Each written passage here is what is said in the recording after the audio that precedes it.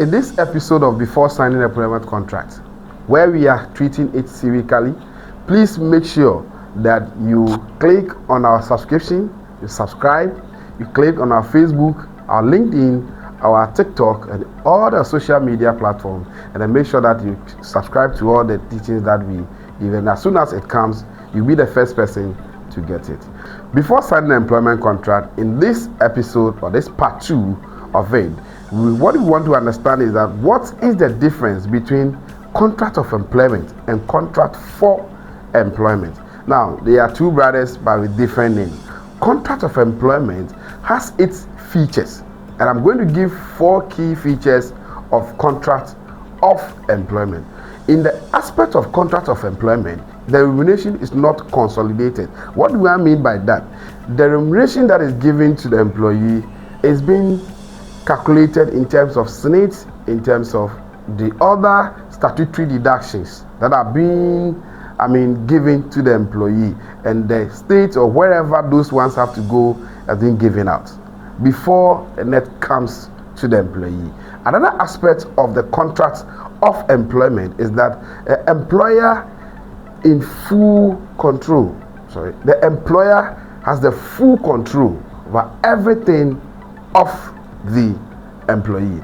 It means that whatever the employee does in the organization becomes the intellectual ability of the organization. So whatever assignment that is being given to the employee is given by the employer, and the employer assigns the responsibility of what is to be done. Number 3 is that employer provide working tools. In the aspect of contract of employment, the employer provides all the working tools of the employee, because the employee comes to the organization and then works for the employer. So the employer's responsibility or obligation is to provide the working tools. The last aspect of a contract of employment is that termination demands processes. It means that the employer can't just wake up one day and says he terminates the contract. Neither can the employee also wake up the day and says I'm terminating the contract. But it takes processes. What do I mean by it takes processes? There should be the action by issuing a query. Then the response comes from the employee when there is an offense or when something happens. Before the employer issues a termination letter, that becomes the final decision where everything has been done in order to be able to save the contract, but then all those things have not yielded any fruits. All those steps have not yielded any fruits, or all those measures have not yielded any fruits.